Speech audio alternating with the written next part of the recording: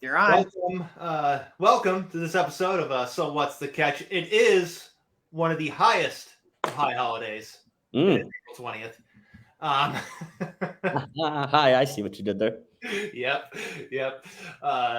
And we're starting with some baseball talk because why not? Because baseball's fun. Baseball should be happening in 9 minutes, which it hasn't happened here in Cleveland in the past 2 days because it snowed. It feels like it's been an eternity. Sorry. Hi, guys. I'm Bryan. That's Josh over there. He doesn't feel so hot right now, but he'll speak eventually. Yeah, so it's been cold. It's been cold. It's been snowing. It has seemed like an eternity since they played. You know, they did get swept by the Giants in that 3-game series. That was kind of ugly. Then it snowed. It's just like, okay, well, this is horrible.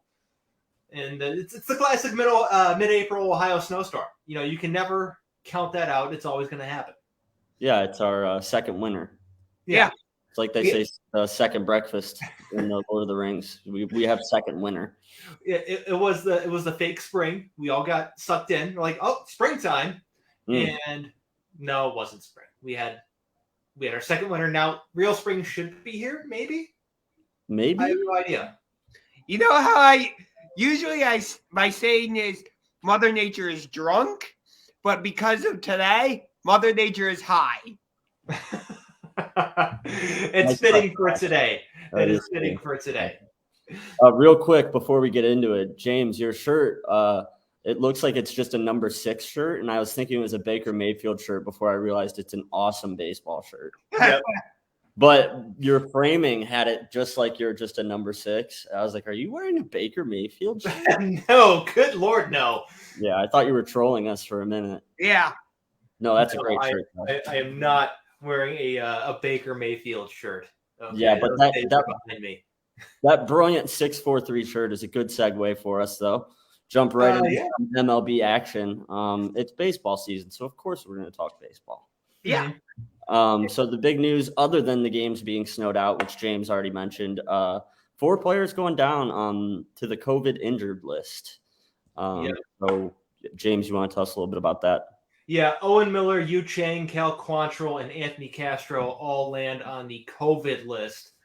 And when it was initially reported, it didn't have the COVID designation, but like all those guys being named at once, it's like, okay, we know what this is. It's COVID.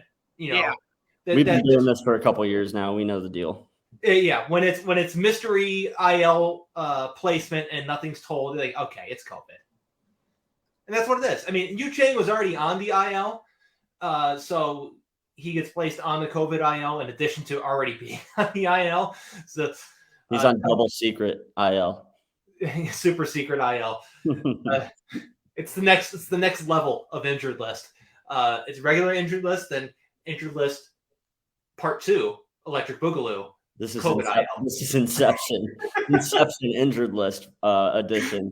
But yeah, the only big one that's going to impact play today directly is going to be Owen Miller, who's been absolutely ablaze for the Cleveland Guardians.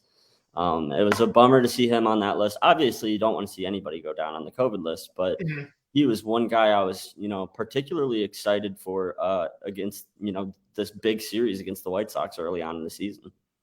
Yeah, I mean, he's turned into a key player. He's someone that we've, kind of are leaning upon, hoping that he just comes through. He's turned into, it's early, I know, but he's turned into an everyday player for this team. So, having him a part on this team and, kind of pushing other guys who I don't think belong with the roster or in the lineup, pushing them out of the lineup, I think has been really important.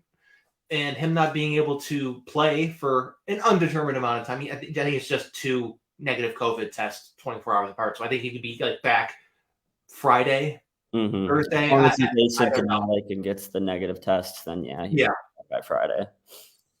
Is it still the asymptomatic thing? Because I thought or is that the NFL that was allowing symptomatic with negative tests? Oh, I'm not sure. You might be right. I know there was a distinction. One of them is more than the other. It might have been the NBA that did that. One of the leagues has done like symptomatic but negative tests you can play. But I don't remember which league it is. But Miller's the most impactful player that landed on the list. Yu Chang hasn't played in a minute, and I don't know how much longer he's going to be on the roster to begin with. Cal Quantrill's spot in the rotation wasn't necessarily up for a minute, so they can weather that storm. Yeah. And Anthony Castro has been kind of forgettable so far. So he's definitely seen some innings, which is good. We've got some work out of him early, but nothing particularly impressive from Anthony Castro. But Owen Miller, when you look at, wins above replacement, when you look at who he's replacing, his WAR is a little bit skewed. You know what I mean? Because he's not his replacements aren't the average big league replacements when you look at guys like Yu Chang and Bobby Bradley. So not only is he awesome to have in this lineup because he's batting freaking 500 right now, but it's also awesome because it keeps those two, whatever you want to call them, offensive black holes in the batting order from being in the lineup.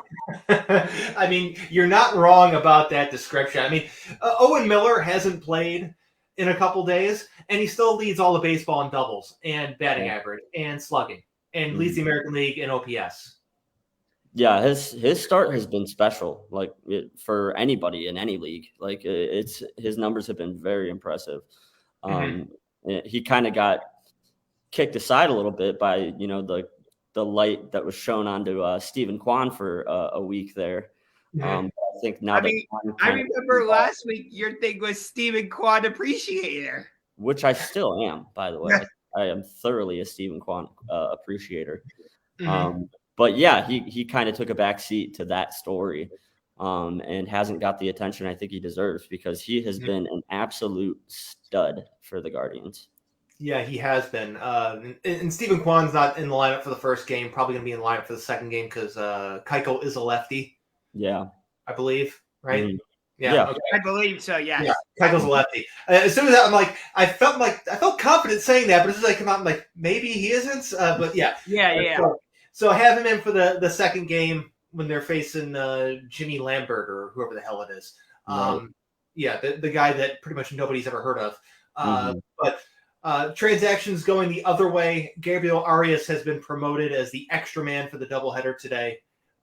3 other pitchers have been added: Tanner Tully, Kirk McCarty, and Eniel de los Santos. There you go. There we go. I almost got through that one. Those guys have almost also been promoted to the active roster. They're going to be somewhat important, considering that 2 pitchers are gone, and it's a doubleheader today, and they'll be playing some games in a row here. So White Sox are a good team. Then they go and play the Yankees next. So I mean, and then after that, it's the Angels and then the A's. So a little bit of a rough stretch there. We were talking off air a little bit, James, about Gabriel Arias, Arias, however you want to say his last name. Arias, yeah. It's his time, So it's good to see him being elevated to the big league squad because we'd love to see something from him because he's one of the players that's higher up on the prospect list for the Cleveland Guardians. He was their number 1 prospect. He currently still is. I think he still has the prospect designation, even though he's been called up, but he hasn't eclipsed a certain number or whatever.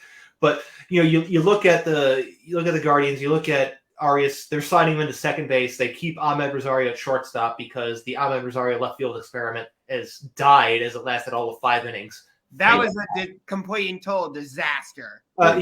They got Ernie Clement out in left field for the first game.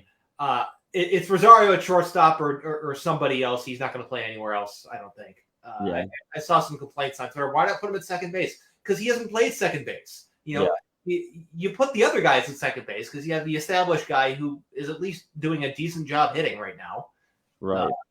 He's someone who's a key guy on the roster. I mean, when it comes time to, and if they end up having to trade some of the guys, such as Rosario, that's when you put someone else at shortstop. But as long as he's on the team, he's the shortstop.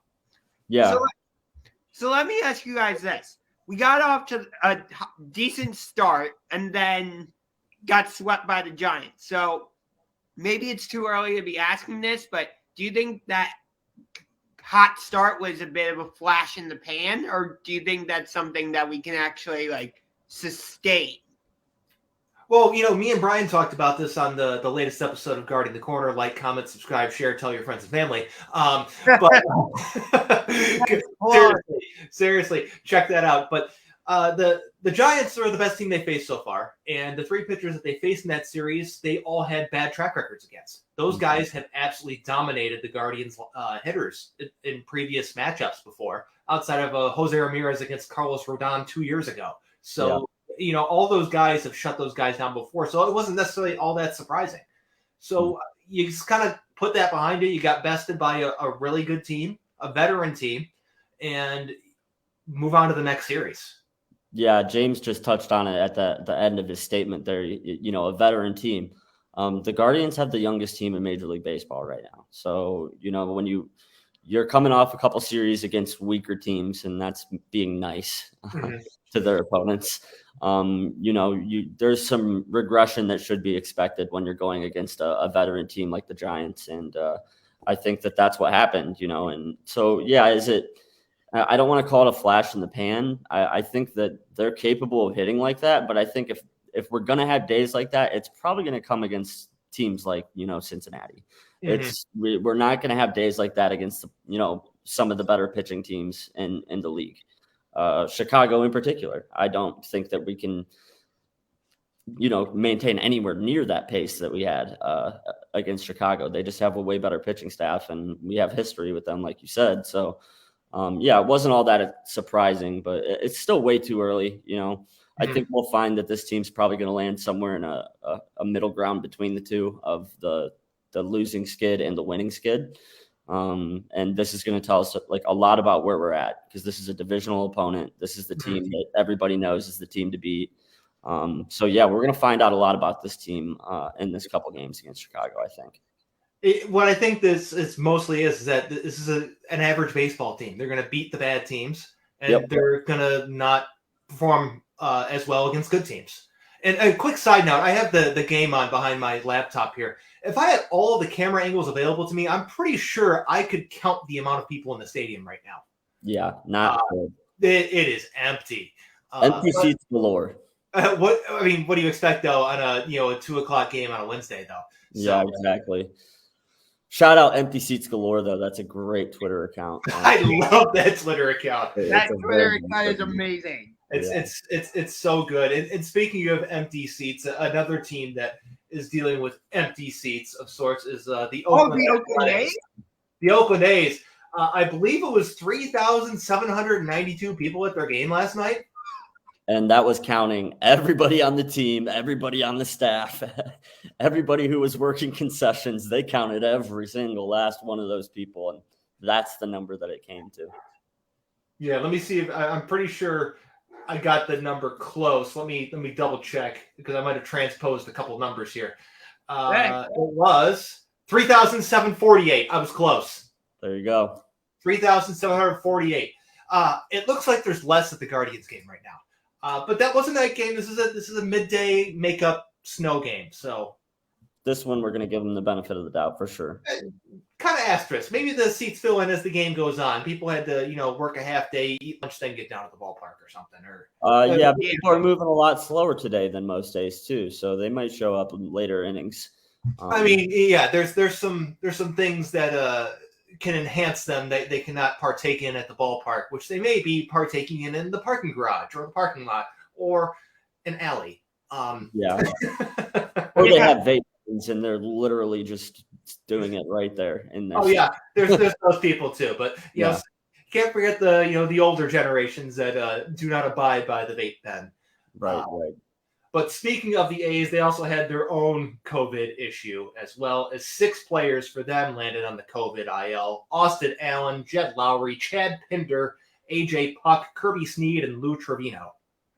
Not good for a team that just could barely scrape up 3,000 fans for a game. You know what I mean? To have a COVID outbreak like this, a team that was going to always struggle this season.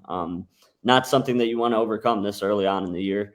It'll be interesting to see how it affects this team. If anything, though, with the Guardians having that series upcoming against them, maybe that'll give us a little bit of a upper hand. Maybe. The A's are a good team anyways. Stephen Piscotty was already on their COVID IL, so this is just adding more to the list of unavailable bats.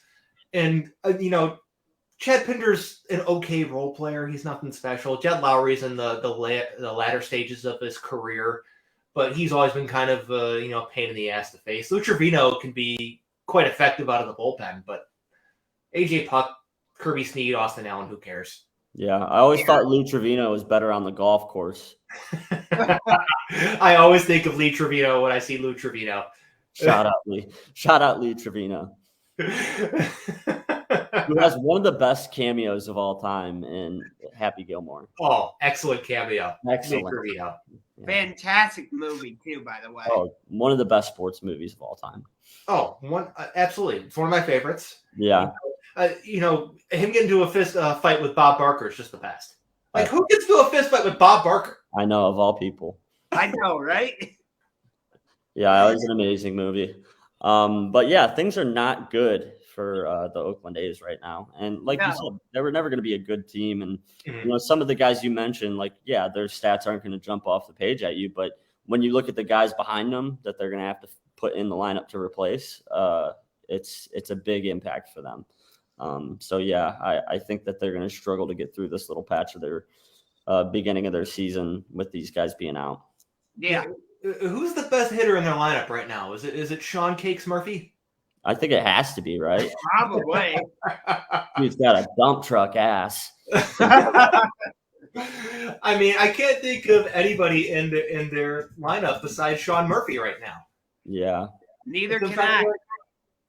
Ramon Laureano suspended for PEDs. Kristen Pache. There we go. There's a guy. There's a guy. That's a name. That's someone I've heard of before. Right. Stephen Vogt is on their team still. Billy McKinney, Seth Brown. The reason I ever heard of Seth Brown is because of Dallas Braden. Tony Kemp. Elvis Andrews, who's on their team. There you go. That's it. Yeah. It's no wonder they're having issues with attendance there, I mean, I'm having a hard time recognizing these players. Right, and you're a diehard that's in 18 different fantasy leagues. So, hey, listen, I was up till the 48th hour and first minute to scoop someone off a prospect spreadsheet after he reached the minimum at that threshold the other night. Okay, I love that. Getting Joey Bart the other night was awesome. One of my favorite young players too. Joey Bart's awesome. I'm a big Joey Bart guy. Yeah. Especially in fantasy baseball where catchers good offensively are hard to come by. They're very hard to come by. And if I'm not mistaken, he had to fill in for Salvador Perez in your lineup, correct? He did. I have Salvador Perez, Joey Bart, and Adley Rutschman. So I've cornered the market on offensive catchers, my friend. Yes, you have. Yeah. I cannot wait to see that kid, Adley Rutschman. He's going to be special. Yeah. What was that, Josh? Sorry I kind of interrupted you. No, you're fine. I actually did a little bit of research because, we've talked about the possibility of the A's maybe moving to Vegas. It sounds like that isn't really picking up steam because Vegas doesn't want to pay the amount of money to bring Oakland in, or bring the A's in, I should say. Well, Oakland doesn't want to pay the amount of money to keep the A's there. So, no problem, yeah. If it's not Vegas, they might end up somewhere else because Nashville. Yeah.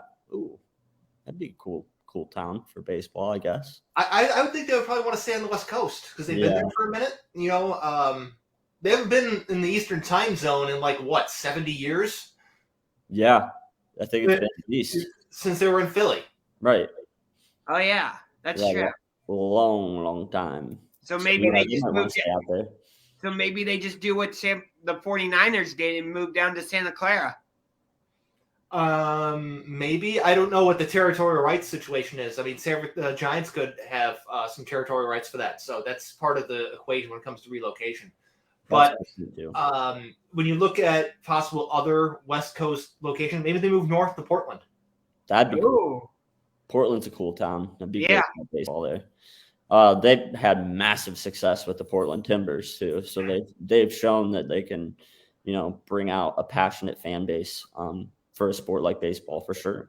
Mm-hmm. And when they're able to, solidify that, A's Mariners rivalry a little bit more, have a little bit closer. Yeah, proximity would help that rivalry for sure. Mm-hmm. breathe some new life into that. And there's already, Portland and Seattle are already kind of rival cities. You know what I mean? So that's like built in. So that it would almost add like a new element to it. Right.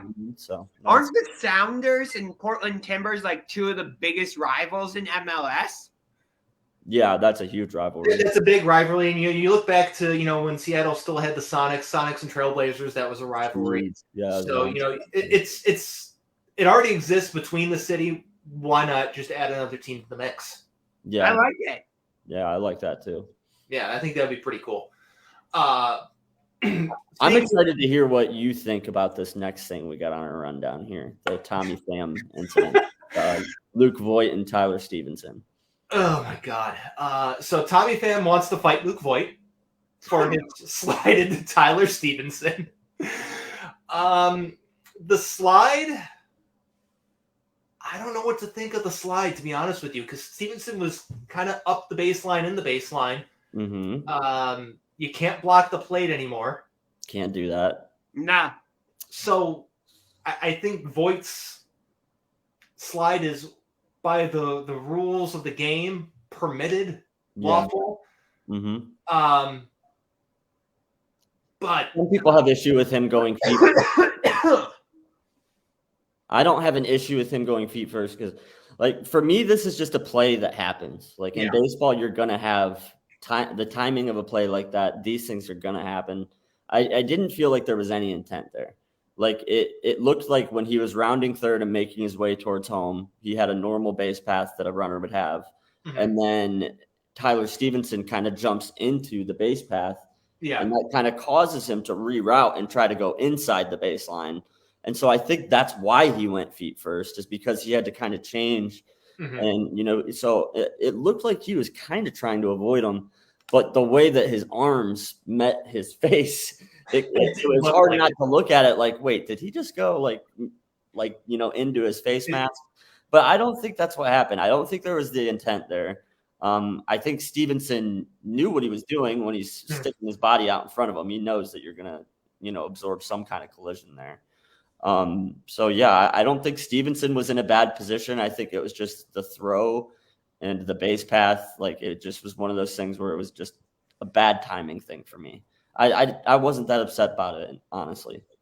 You know what the play loosely reminded me of? The Chase Utley, Ruben Tejada slide from the 2015 NLDS, I believe it was, between the Mets and Dodgers. That was intentional, though. Yeah, that was that one. That was intentional. This wasn't intentional. I mean, I'm with you, Brian. Like this just seems like people trying to get mad at Luke Voigt. He's really, I don't want to say a victim of circumstance. He's got put in a bad situation, and he had to try and maneuver around in the best way he could. Yeah, and I think the Chase Utley slide, like that was some bullshit.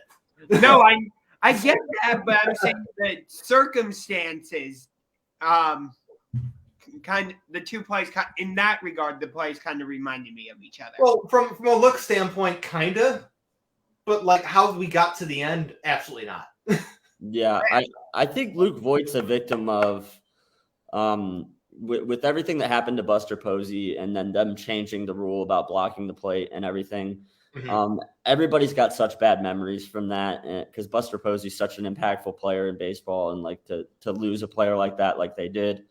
So I think he's kind of a victim of people like really taking collisions at home plate seriously, but I didn't see any intent there. You know what I mean? If anything, it was a sloppy slide. He could have maybe slid better, but to me it looked like he was just trying to avoid the tag, and that's what you train a base runner to do, is avoid the tag. And Stevenson wasn't blocking the plate. He was behind the plate. The throw just brought him out that way. So it was one of those things where Stevenson's not blocking it illegally, so it's not his fault, and Voigt didn't look like he was intentionally going for Stevenson to begin with. So it's like it's a victimless situation, in my opinion. It's just that it was an unfortunate baseball play. It really is. And let me tell you this. This would make a great Curb Your Enthusiasm storyline if they're playing softball. Luke Voigt could be Larry David in this situation. See that. It's a very, very Curb situation. I was trying to avoid the tag. Yeah. Yeah, I don't know. And as a catcher too, like I'm usually the first one that's like, you got to protect the catcher. But in this situation, I just didn't see anything. I didn't see anything that was dirty. So I think it's fine that we just move on from it. If Tommy Pham wants to fight Luke Voigt, okay. Like I don't particularly think that he will. Tommy Pham should be a hardo here. It's all this is. This is more just. You know what? This stuff's good for baseball, though. You know what I mean? Like anything that creates discussion, and if guys want to create a little bit of animosity towards each other, I'm okay with it. Yeah, that's what baseball is really lacking right now. It doesn't have that like spark to it that like the NBA has, and especially the NFL. Yeah, that's to the casual observer. I'd say that's an average complaint, is that it's not as exciting. Right. But yeah, I think in terms of baseball and like the level of play that we're seeing, though, I think baseball's as good as it's ever been. It's being played at a very high level, and there's multiple young stars right now in the league, like that come to mind immediately too. You know what I mean? So I think baseball's in a really good place, but this kind of thing is the thing that generates conversation, and it does get the average fan a little more excited about baseball, if there's a little bit of animosity there. So I don't have a problem with it. If he wants to be a hardo, fine. But, people like me and James are probably going to call him a douche and say that he ain't about it. Whatever, I mean, but, if anything, this is the only way that they're going to be talking about baseball on ESPN. You know what I mean? They're not going to be sitting here breaking down, pitching lines and, guys gunning out runners. And be like, Tommy Pham wants to fight Luke Voigt. How can we make this happen? Right. Yeah. This is a very good segment for like First Take Undisputed, though. Yeah. It would be. Like for them to incorporate baseball into their show.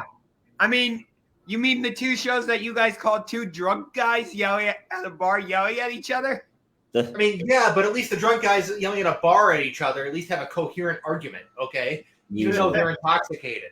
Those clowns on those shows don't make any sense ever. Yeah, there's no excuse. That's the problem I have with it. And the Guardians never mind. Guardians, I thought they just took a 2-0 lead. Innings over. My bad. Hey, I got a stream here. Don't surprise shit for me. I got an internet delay. Same here. I got a delay on mine as well. I'm always so behind. Which sucks. I got internet delay. Yeah, when you try to live bet too, it really sucks. Well, that's why the innings over. Got it. Yeah. Hey, spoiler alert to me, this inning's over, and I don't know how yet. Sorry about that, bud. It's all good. Let's move on. My AL Cy Young pick is terrible.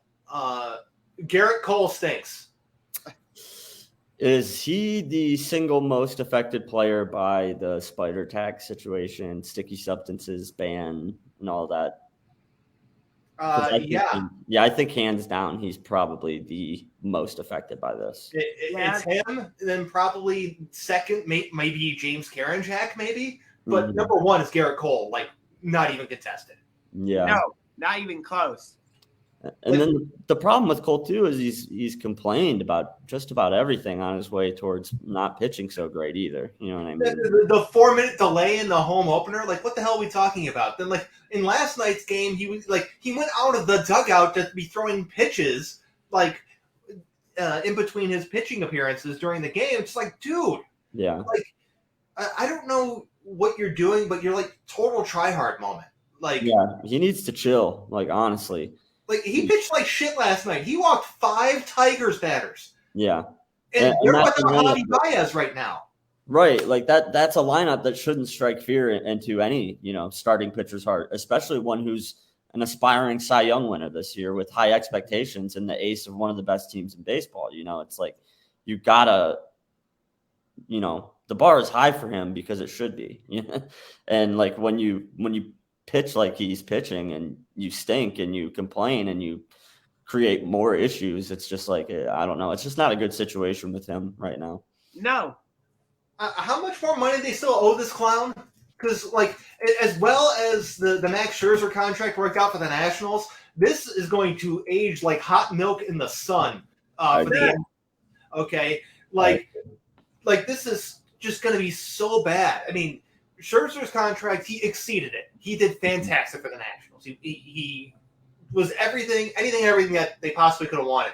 They're paying him $36 million for this year and the next 6.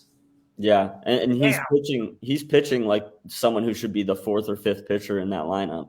You know what I mean? And the problem with having a contract like he has too is like you're going to deal with that ego thing too. You know what I mean? Like, do you move this guy from being the number 1 starter in a rotation, you know, when you're paying him how much more money than the rest of the guys in the rotation? You know what I mean? Like, they're kind of handcuffed in this financial situation in a way.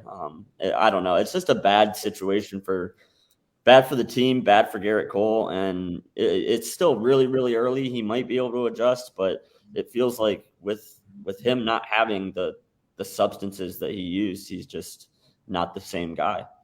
I guess the one thing the Yankees can lean on is that right now they're tied with the Red Sox and Blue Jays for the top spot in the AL East. They're all 6 and 5. Yeah, it's too early to really even be concerned with positioning. You know what I mean?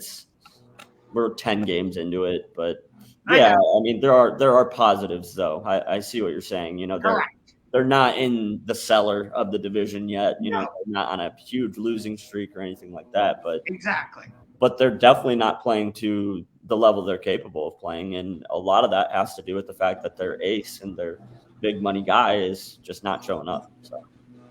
Yeah, I mean, it's not like they're the Reds who are 2-10, or the Rangers who are 2-8, or the Orioles who are 3-8. They're at least at or around or a little bit above 500. Yeah. So I mean, like this part in the season, it's just the standings are completely irrelevant unless you are like nearing 10 games below 500. Yeah. Unless you're reaching that level this early, like I don't think there's reason to sound the alarm for any organization yet. I understand that. Yeah, but yeah, one of those teams you mentioned, Baltimore Orioles, shut out the New York Yankees. That's fucking pathetic. That's hilarious. One of their 3 victories on the season. Yeah, you know that's what you expect to see from Garrett Cole and the Yankees, not the Baltimore Orioles. I guess moving those left field walls back really did a number on that Yankees offense. You're not kidding. This is something that I don't think like a lot of people realize the impact that has too. You know, moving the fences back there in Baltimore, like it's huge, especially for like people who want, like if they want to bring pitchers there. You know, when you're facing teams like the Yankees and the Blue Jays, like pitchers are going to want to pitch in a park that's got deeper fences. You know what I mean? It just makes sense. So if that's the direction they're headed, if they're going to build around pitching, then like that, it was a really smart move. I mean, they got to do something. I mean, because has been a complete failure up to this point. Right. But I think this is a good alternative to scrapping a historic, you know, venue. Yeah. It is. And, you know, that, you know, and if along the way they fuck up the Yankees and make them look like shit, that's just a bonus. Yeah. Right. It's a bonus for us for sure. Exactly. Yeah, but that division though, I mean, they're going to eat each other alive for sure. Oh, yeah. That's a brutal division. So yeah, it's no surprise that Baltimore is where they're at. It's a little bit of a surprise that the Yankees are where they are, but still too early to really sound the alarm. Correct. So, yeah, we're all kind of on the same page with that. Yes. So if we're talking about sounding alarms for other things, not team performance wise, are we sounding alarms for Joe Madden going absolutely insane? Where are you at with it? The dude's fucking nuts. Yeah. He's nuts. Like, what are we doing? Like, he's taking crazy pills, okay? That's the theme of today's sign, crazy pills. He took all of the crazy pills. Has his time expired in Major League Baseball? No, it hasn't expired because he's still a good manager, but he still does weird shit. Like, he became the first first manager ever to intentionally walk the bases loaded more than once. I saw that against the Texas Rangers, and I'm just like, what the fuck are you doing? That's what we're talking about here. I mean, he intentionally walked Corey Seager, of all people. And, that's a shame. He essentially walked Corey Seager with the bases loaded in the 4th inning down by a run. Like, Yeah. I understand the occasional time you do it. It's when you're facing, I don't know, Barry Bonds. Yeah, if Corey it's Seager someone beat like Barry that, Bonds. yeah, that's the problem I have with it. There's a time and a place to do that. I'm not totally against that action. It's just the timing and placing of him doing it makes absolutely no sense. So yeah, I'm with you. I mean, a lot of questionable decision making. Is his time in baseball done? I don't know, but like things don't look bright for him right now. That's where I'm at with it. I mean, the difference between this and like the Barry Bonds times or in the other times it's happened, it's usually been the 8th or 9th inning, and the team doing it is leading. Yeah, the Angels were down a run, then they went down 2 runs, and they allowed a couple more came across the score in the inning. I mean, they eventually won the game, but like, is he claiming that there's some like analytical reason that he's doing this, or is he just like, nah, I just had a feeling? It was like, I gotta fire up the boys. That's even worse. You know what I mean? There's no scapegoat in this. I was hoping there was a scapegoat in this situation. Like he's got a Harvard guy in his ear, like, hey, the numbers are telling us to do this, but he's just doing this on. Yeah, it's pretty bad. Fire up the boys, go get ejected, okay? Yeah, don't intentionally walk in a run in the 4th inning. Exactly. When you're losing. Right. There are other ways to do that. That's for sure. Yeah, did you see Mike Trout's reaction when they did that? He's like, wait, what are we doing? He sat there, he's like counting 1, 2, 3. What are we doing? Like, the only thing that we've like missed out on is that the fact that the intentional walk is just take your base now. If we have to see the reactions of every single player in the field as the pitcher went out to throw each intentional ball for the walk, okay? I kind of missed that. That would have been a wild pitch on the intentional walk too. Oh, if it would have been a wild pitch, that'd be hilarious. Or if it's an intentional walk and it's just not far enough away and he swings the bat Miggy style. That brought some really amazing moments. Like, yeah, they were few and far between, but it would bring some really amazing moments. At the end of the day, I get why they did it. Like, I'm for it. Ultimately, anytime you have a guy throwing the ball 4 less times, that's great. But yeah, I do miss that. I miss that part of the game so much because in certain situations, man, like you really had to be careful to intentionally walk. And if you've got a catcher who's playing like Austin Hedges right now, then you really almost had to be concerned, you know. Anything could happen, you know. Yeah, I mean, I've seen it in the past where for some reason the batter decided to swing at a ball that was clearly meant to be like. Well, there's guys that have hit it. There's guys that have hit game-winning doubles in that situation, you know. Bad. Or I miss the guys like Vladdy who would swing off the ball in the dirt and occasionally hit one. He would still get like a double. He hit it off the bounce. Yes, I miss that too. No, you don't see many players swinging off bounces anymore.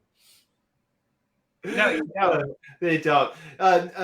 Looking at the comments here, no, they do not pitch to intentionally walk players. They just kind of give the signal and just kind of be like, all right, take your base. Yeah.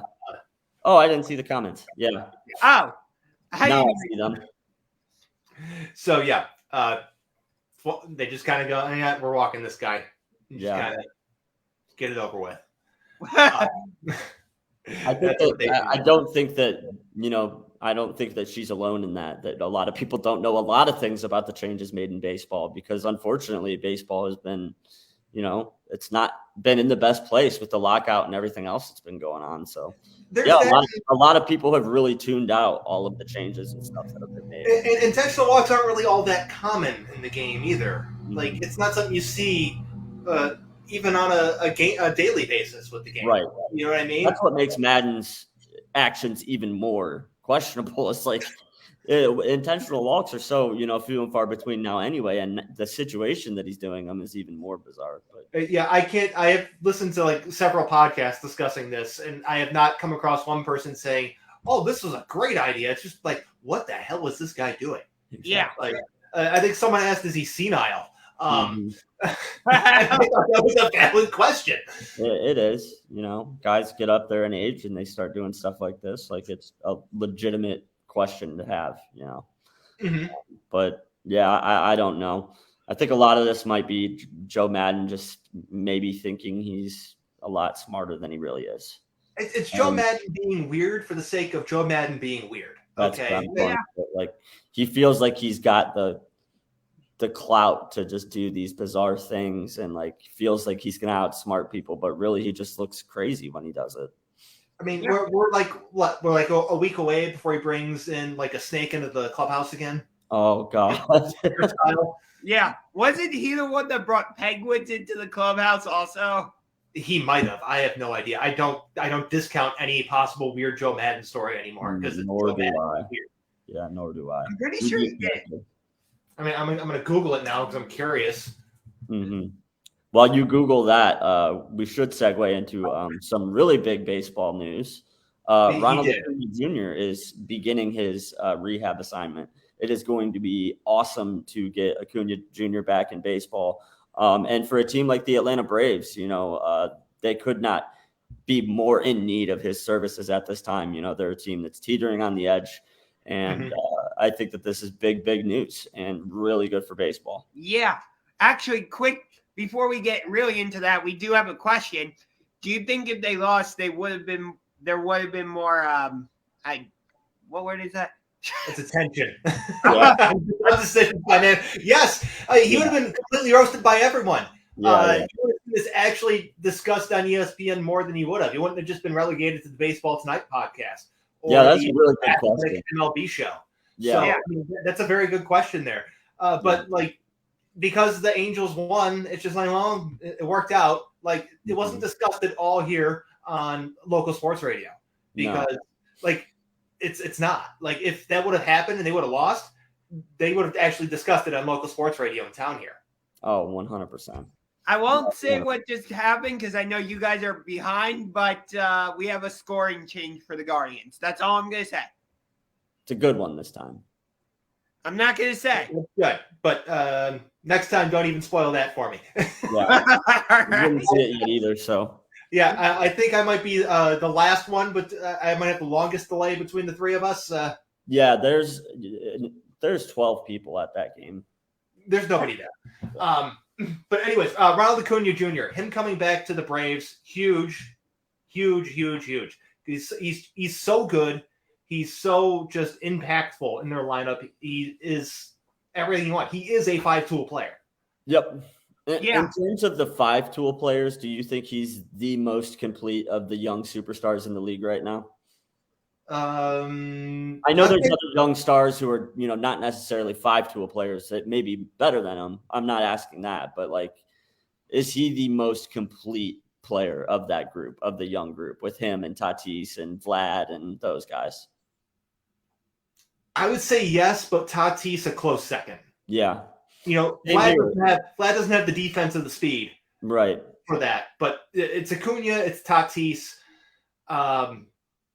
Then you look at Soto, then you look at Vlad. Yeah. The guys that have 4 or 3 of the 5 tools. Right. Yeah, I agree with you. I've been really high on Acuna since he, got to the league.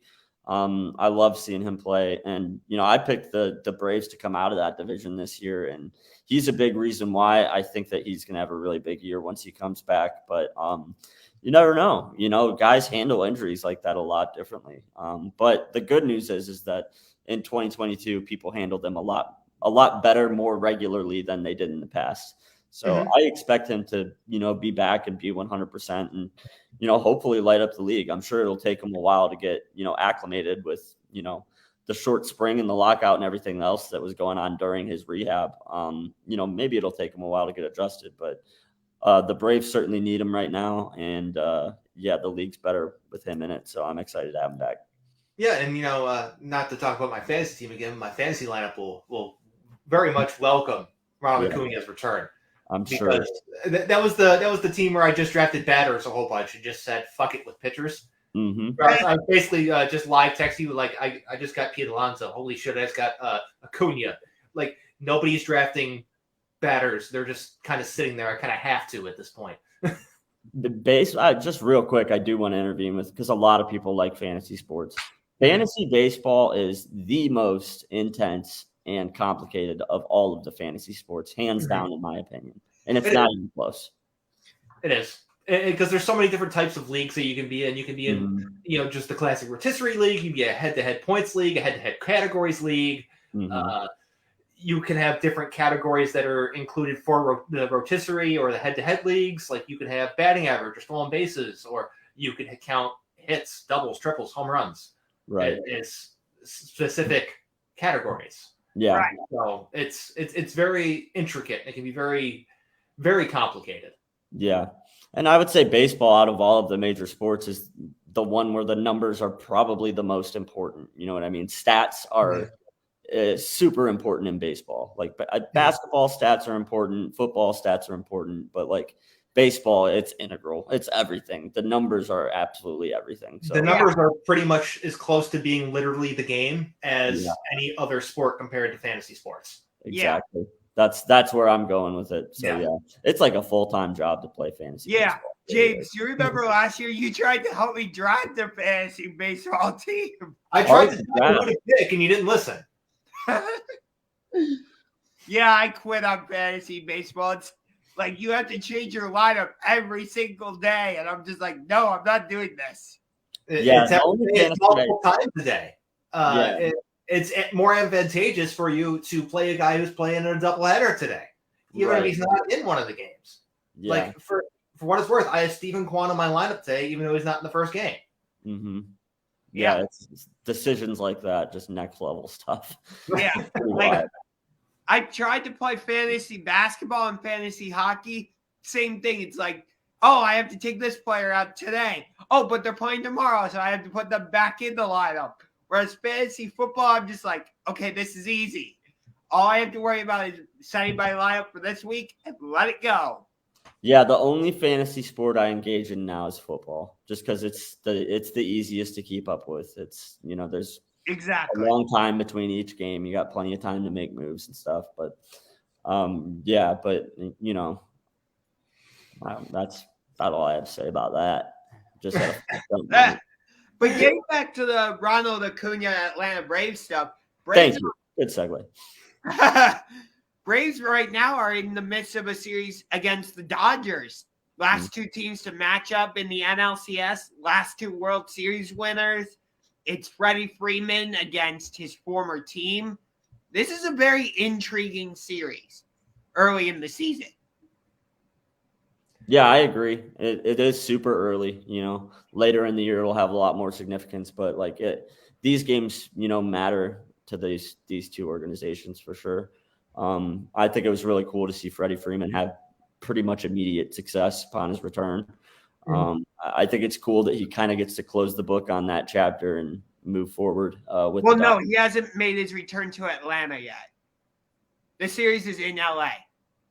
Oh, yeah, I'm sorry. But having early success against his former team is my point. I get what you mean. Yeah. It's nice for him to be able to turn the page on that because this was a big move. Freeman moving from Atlanta to LA was an absolutely massive move. So, yeah, I think for him to immediately have success going back up against them is really going to help him to turn the page on that, because that's a big move for someone coming off a World Series win. So, yeah. It is. It's very important for someone to, when they're changing teams and especially going to a place like Los Angeles to have that immediate success. Yeah. High pressure. We've seen guys go to LA before and flop, and it's not pretty. No. Yeah, it's not pretty. It's a whole different ballgame when you enter a market like that. The spotlight is a lot more intense than I think a lot of people realize before they make the move, and not a lot of people handle it well. So that's why it was so. Russell Westbrook. Yeah, that's why it was so impressive to me, though, for him to immediately have success like that. It was like, oh, okay, this guy's built for it. So I think he's going to be a good fit in LA. I kind of wasn't too confident about him being my MVP pick, but he looks pretty good this early in the year. So pretty happy. He does look good. Yeah. Let's moving on. Jake Garrieta retired. Mm-hmm. Yeah. This is a big one. Yeah. He was a hell of a pitcher.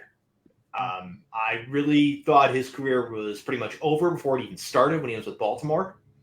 Then he became something with the Cubs, and he became just an absolutely dominant pitcher for that team. Yeah, huge reason why the Cubs won the World Series in 2016. Yeah. It's hard for me to find good things to say about this particular person because the memories are so bad. Gosh, we blew a 3-1 lead. I have a couple Cubs things, but I'm not going to bring them on the show. Don't worry. Well, appreciate that. No, but you're right. He's such a good pitcher. And for him to go to have success on the big stage like that, because I was with you, like when you get drafted by Baltimore, it's like, oh boy, where's this career going to go? But he really had massive success, and to bring a World Series back to that organization was just massive. Oh yeah. And the one thing that I think both parties probably should have done differently, maybe wish they could have done differently, is Garrieta staying in Chicago instead of going to the Phillies, because while the Cubs got like a year out of Yu Darvish, maybe that was good. Like the rest of it was terrible. Yeah, you're right. And he missed like the majority of a year the one time when he had to get Tommy John. Yeah. And so like you look at that, like I think if they could redo it, Garrieta would have stayed in Chicago if they had the chance to really redo that. Yeah, I agree with you. I think so too. But yeah, closing the book on a really good career. He was a really good player for a long time. So he's a Cubs legend. Fringe Hall of Famer, I would say. No, but he'll definitely be a Cubs, like an all-time Cubs legend. Just be by winning a World Series with that franchise of all franchises. Every single guy in that roster is a legend. Is going to be a Cubs legend. Okay. Yeah. I'm looking at Garrieta's stats for what it's worth. There's a reason I said fringe Hall of Famer. I didn't say he's not even fringe, to be honest with you. 115 wins in his career. I know wins aren't everything, but like usually the measuring stick is at least 200. He only had 115. The 300 game winner is just not going to happen anymore. That's extinct.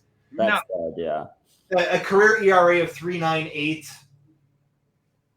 Struck out 8 guys per 9 in his career. Like that's not Hall of Fame. Maybe blow you away.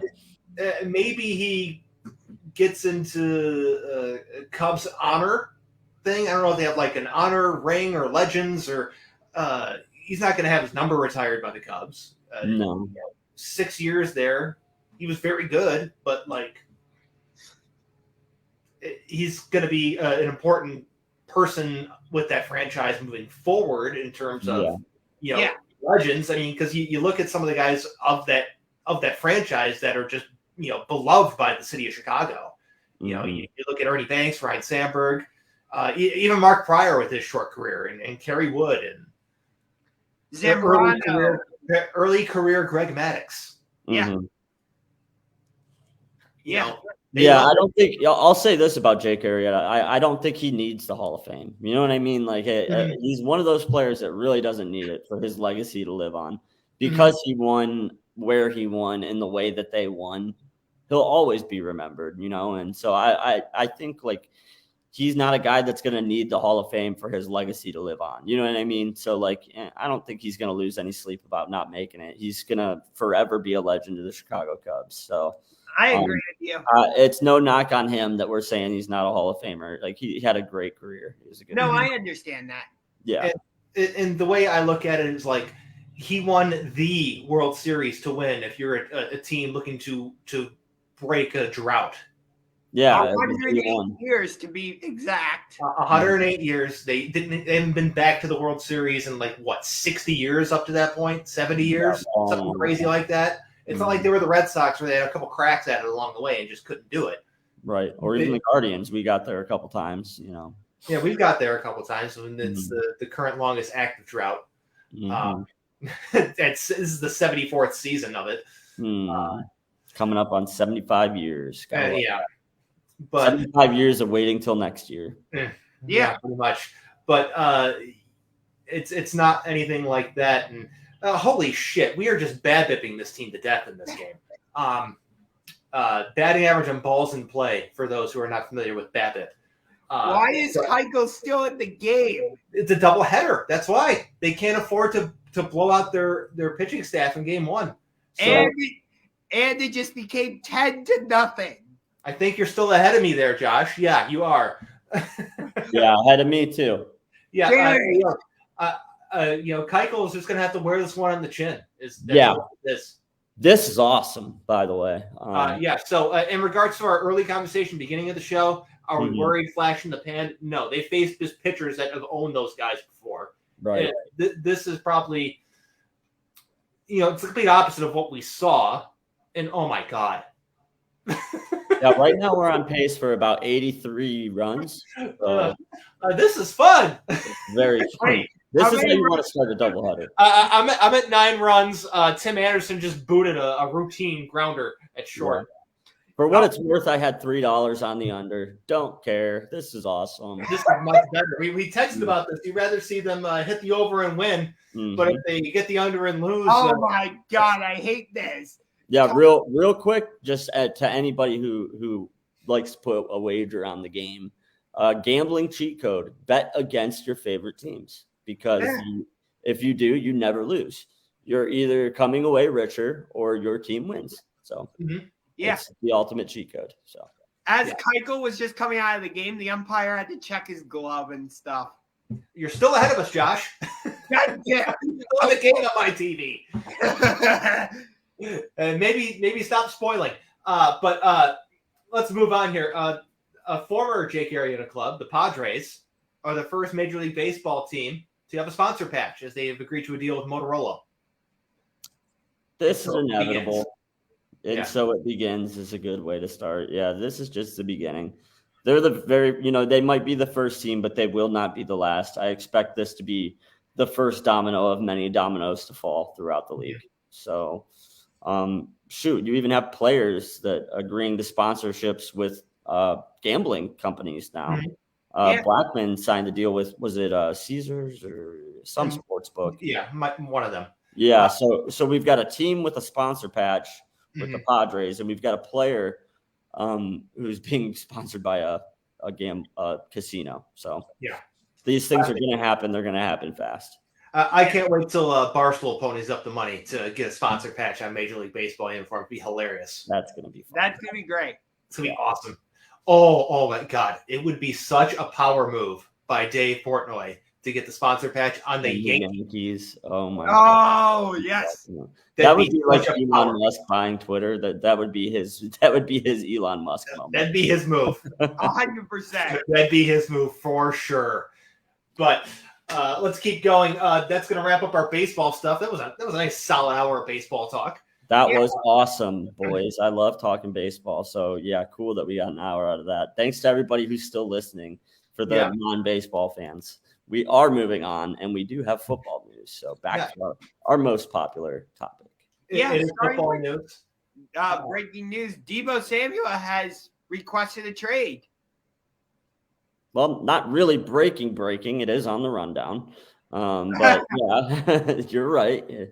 He has requested a trade. Sounds like things aren't great in the negotiations between him and the 49ers. Apparently it's not a money thing. He doesn't want to be there anymore. Yeah.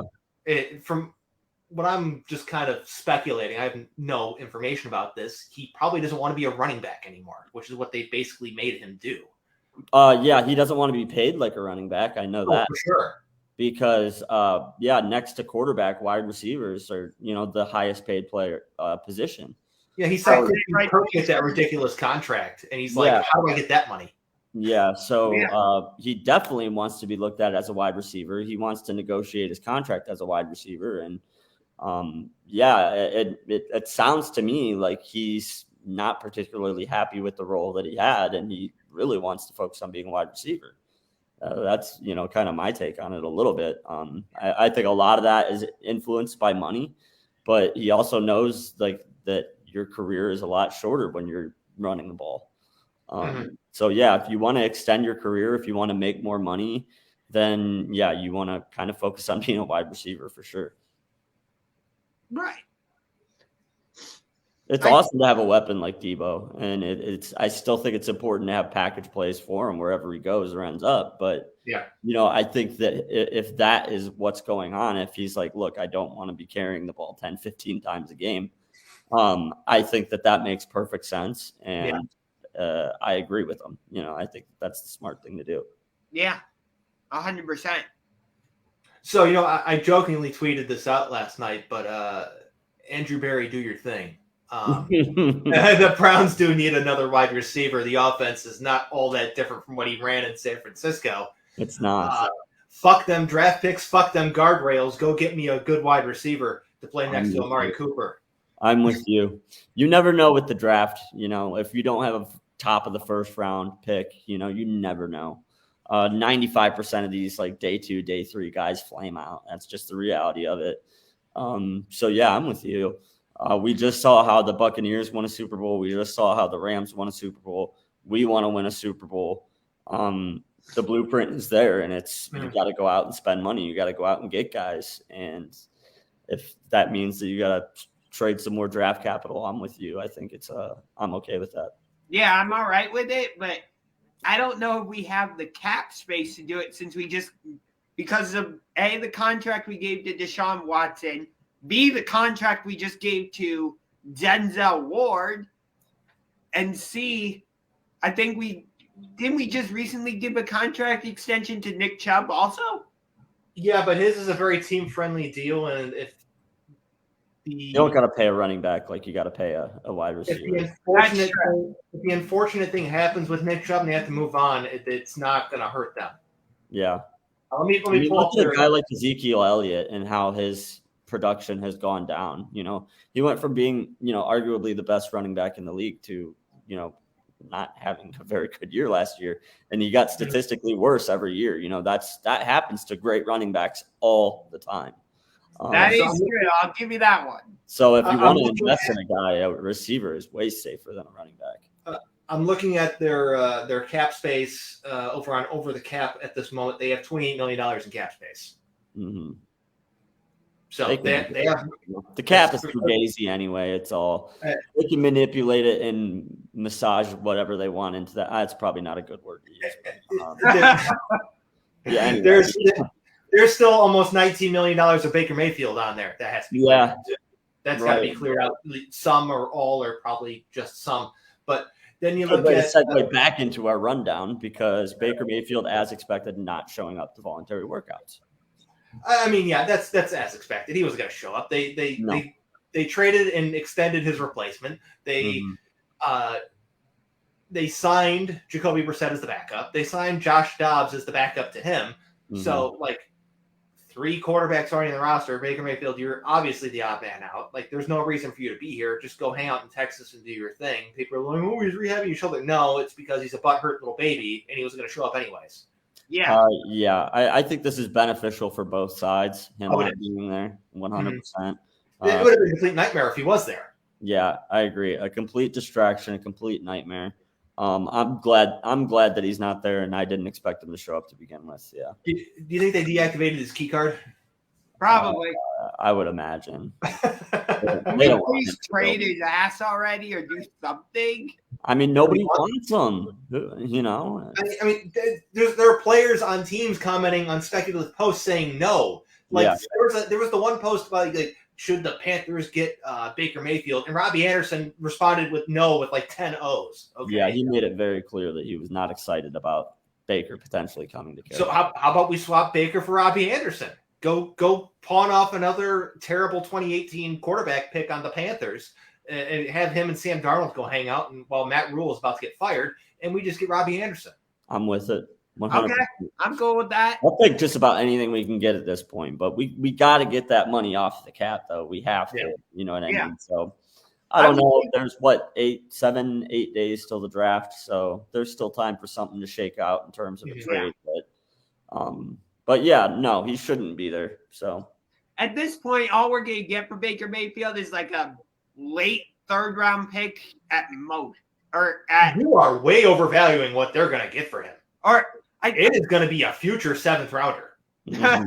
I'm not kidding. Yeah. long term, maybe even 2026, 27. Like if the team really valued Baker Mayfield, they would have pony up and gave the Browns draft picks. You saw how much, I guess, draft capital Carson Wentz has got for his team in the past 2 years. All right, and that guy's made of glass. Okay, and he's not particularly good. If any team valued him at any level, he'd be there by now. He'd be gone by now for something. The fact that the Commanders chose Carson Wentz over Baker Mayfield speaks volumes. I mean, it wasn't even close, too. That's not even a tough decision at all. I know. That's what I'm saying. Yeah. Like, I mean, there's that. There's the fact that Seattle, in their quarterback room, is Drew Lock and Geno Smith, and they seem comfortable with that. Mm-hmm. That speaks volumes. That right there is what speaks volumes. I mean, shit. Just ship his ass up to Detroit and have the Dan Campbell, Baker Mayfield meathead, all hype nightmare happen. Oh God, it'd be great for Hard Knocks. That's a match made in heaven for them up there. The fact that Detroit hasn't come out and said, "Yeah, we want Baker," is actually surprising to me. Oh, they have Jared Goff still. Yeah. Oh yeah, true. They just made a big trade for him too. They still have Jared Goff, so yeah. Baker, he'll be gone eventually. But, he'll be gone eventually. I tell you what, my squad in the USFL, the Michigan Panthers, their quarterback didn't look so great in his debut. Baker, the USFL, let's make it happen. Looking for a soft landing spot. I think that he would fit in very well with the Michigan Panthers. So you're saying take Baker Mayfield completely out of the NFL and send him to the USFL? Let's hunt, baby. Let's go hunt.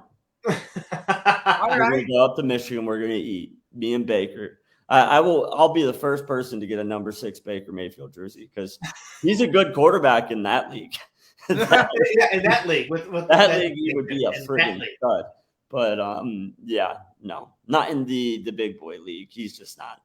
He's not a starting quarterback. Nah, he's too much of a diva. Mm-hmm.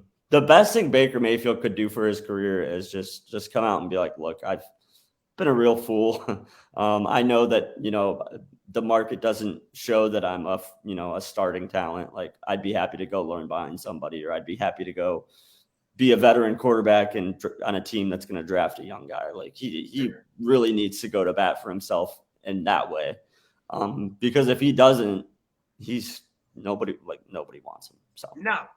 Yeah. I mean, nobody wants him. Nobody's going to want him. I mean, he's just, he's undesirable. He's untouchable. He's made himself persona non grata in the NFL. Yeah. Once you've done that, you're done. Yeah. I like that. Persona non grata. You gotta remember too, like the NFL players, like that's like a brotherhood, So like when NFL players make public statements about other players, like they really mean them. And for people being willing to come out and speak out against Baker, they put themselves on the line to do that. And it speaks volumes because just everybody has issues in some way with Baker in terms of a locker room guy. If one guy on a team feels that way, the rest of the team probably feels that way. When you see guys comment publicly like that, there's probably 20 that want to but don't. Yep, exactly. And then there's the guys that are on the bottom end of the roster that know they can't do that because they'll get cut. Right. They're smarter than Baker because they know their worth. They know that they can't speak in ways that their talent can't match up to. That's Baker's biggest problem is he speaks like a guy that's talented enough to talk that way. But he's not, So. Nah. So we mentioned possible, not really hopeful Browns get in the mix for Deebo Samuel, but a guy that's actually in the mix for Jarvis Landry. He visited the Saints.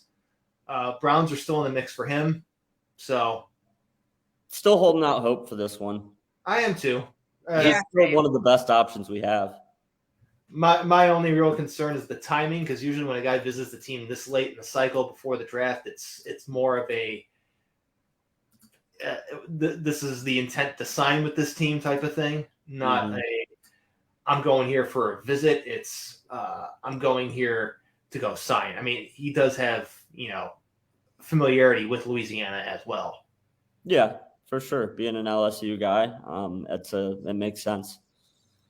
Yeah, but I mean, when we look at what our options are, we don't have a first round draft pick. Like, even though it is a deep draft for wide receiver, like not that deep. You know what I mean? Right. So he's one of the better options that we have. You know, if we're not going to go out and get a guy like OBJ or a guy like Debo, then bring back Jarvis Landry. You know, he's a guy that I think is still capable of playing much, much better than his numbers have been because was on the receiving end of a bad quarterback. You know, like we saw how OBJ performed, damn near Super Bowl MVP if he didn't go down with an injury when he had a real quarterback. And I think that we'll find the same thing to be true about Jarvis, and that he would be. I'd love to see him have a chance with Deshaun Watson at the quarterback. Yeah. So we'll see what happens. I mean, he would outperform any season he's had to in his career if he goes, catching passes from Deshaun Watson, because Deshaun Watson would be the best quarterback he's caught a pass from in his entire NFL career, and it's not even close. Yeah, not even close. So that's one to keep an eye on. But yeah, this one feels like he's out to me. It's kind of pointing that way. Hopefully he does come back, because that'd be nice. Because as Leah here has said, he is a go-to target every game. Yeah, when you look at our receiver room, it's not very deep. You know, he was the guy. So like I said, we don't have many options out there. It's a room that needs. We need guys at that position, and he's a guy that's capable of being a 2-3 receiver in this league, maybe at his stage in his career. He's not a number one guy anymore, but still capable of playing very well for us. So I'd be sad to see him go, but if they have some kind of alternative in mind, then we'll see. Mm-hmm. Yeah, because as things stand now, they have Mari Cooper, Donovan Peoples-Jones, and Anthony Schwartz, and I don't think anybody else. So that's about it. Yeah. David Njoku at the tight end, but Harrison Bryant, my guy. Yeah, there you go. I love me some Harrison Bryant. Let's move on to the NBA. Since the last time we have talked, the Cavs have been eliminated. Wah, wah, wah. Here you go, Brian. There you go, I'm a Cavs fan. There you go, man. We're trying to tell you, like, objectively, like, we didn't think they were going to win. We wanted them to. We didn't think they were going to. Yes. We got Church even called us not real Cavs fans because we predicted we wouldn't make it out of the play-in tournament. Yeah, I'm not going to go that far. Yeah, no, when you objectively looked at this team and where they were at with the injuries that they had, it made sense that they didn't win either of these games. Made perfect sense. It made sense that we lost against Brooklyn. I'm not going to lie, But if you think I get any joy in my favorite basketball team losing just because I said that I thought they would, I don't. No, I don't. I like being right. I do. I love being right. I would rather be happy than be right 100% of the time, and I'm way more happy when the Cavs are winning. Hey, the Friday was terrible for both of us because the Guardians lost and then the Cavs lost. So yeah, in my other squad, the Penguins are dead. You could stick a fork in their season with Jari out. They're dead. Jari's out? Yeah, he's got a foot injury. So dang it. Yeah. All right. So Cavs are moving on. That's all the hockey talk we got for today. Yeah, that's the end of that. But the Cavs being eliminated, if they didn't lose in that game, they're going to lose in this round. I know. Because the Heat are sticking it to the Hawks right now. They're up 2-0 in their series, and this is going to be over in 4. I'm loving it. I don't know about you guys, but I'm more invested in these playoffs than I have been in the past few years. I think part of that is because there are certain teams playing in different series that I dislike, so I have a rooting interest in rooting against that. You hate watch a few of these series. Yes, like I'm in the Miami-Atlanta series, I'm rooting for Miami. In the Boston-Brooklyn series, it's not even close. I'm rooting for the Celtics because I hate the Nets. Fuck the Celtics. Go Nets. It's hard for me to to stay super excited about NBA basketball once the Cavs are out. I gotta admit that it's very difficult for me once the Cavs are gone to be excited about it. So if that's what makes it more fun to watch, I'm okay with hate watching. Yeah, trust me, I'm a diehard Cavs fan like you guys, so I'm disappointed that the Cavs are out, especially because we had a freaking 14-point lead in that game against the Hawks. And Trae Young happened. Yeah, I know. I knew Trae Young was not going to stay like cold like that throughout the game. But in the fourth quarter, why did we keep switching Lowry, Markkanen, and Jared Allen onto him? Every time we did that, I literally yelled at the fucking TV, stop fucking switching! Because Trae Young just destroyed us every goddamn time.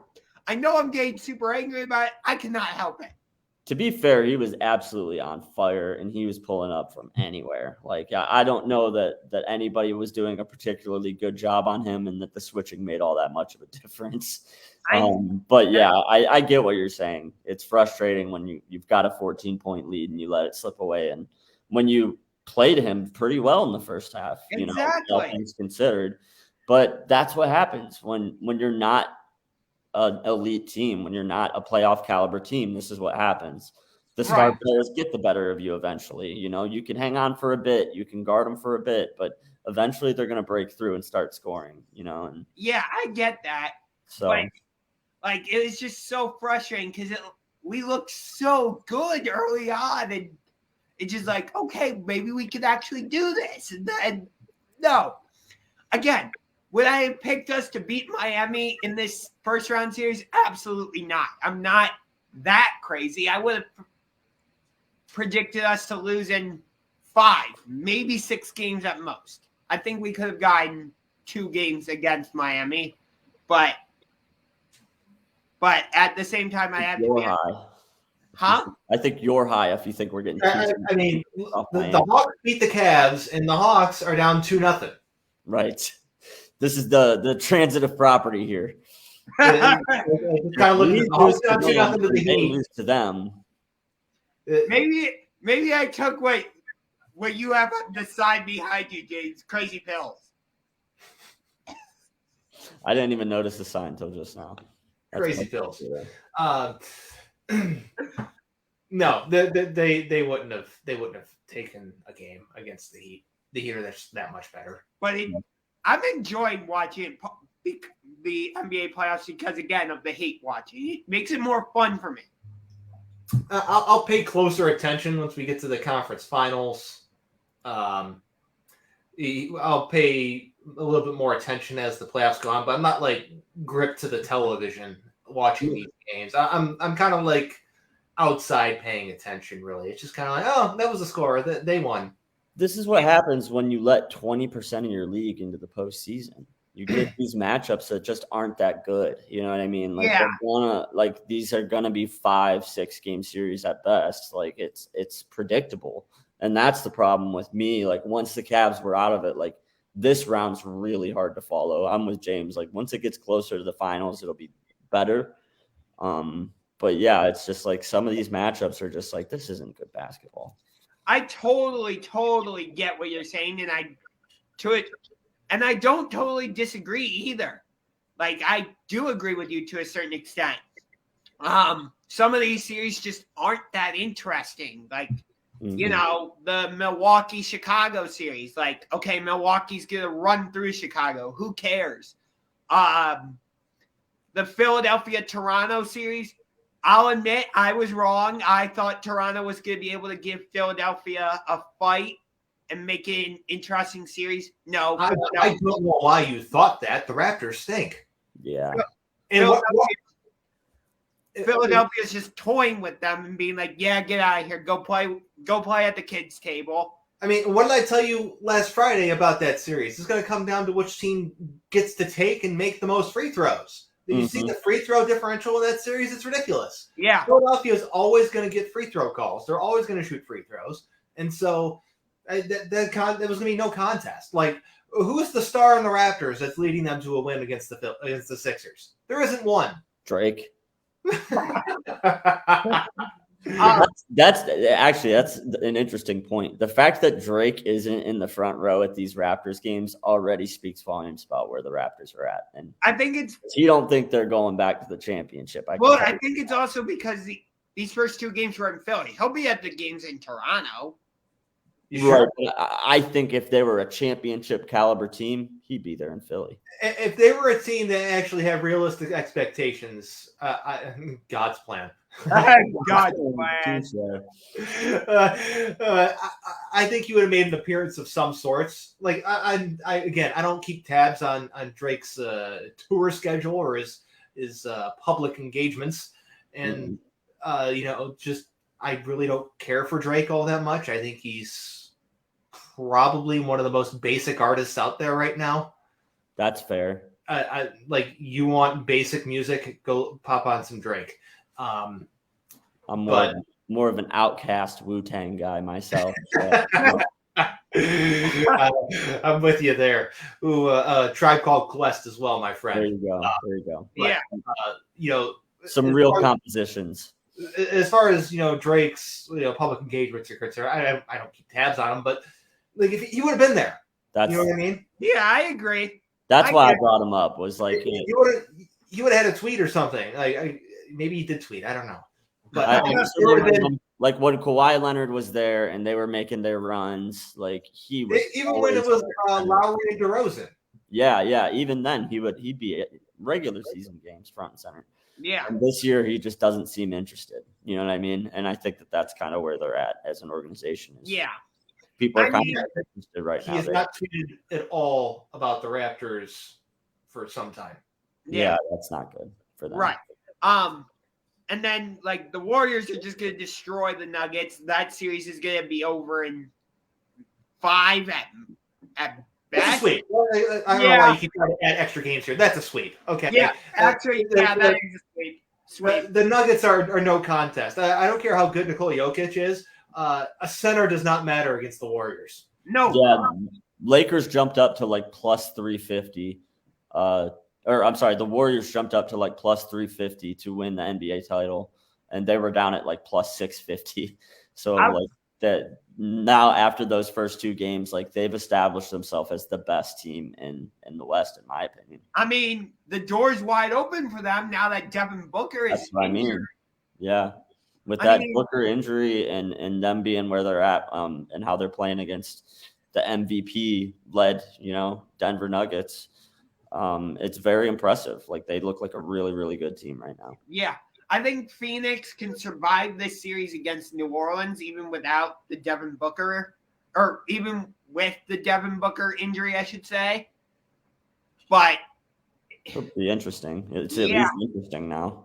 Because that was going to be over in 4 games too. Yeah, now it's going to be a 5-game series. But the series I'm kind of – Suns in 5. Yeah, the new Suns in 5. 4 is Suns in 5.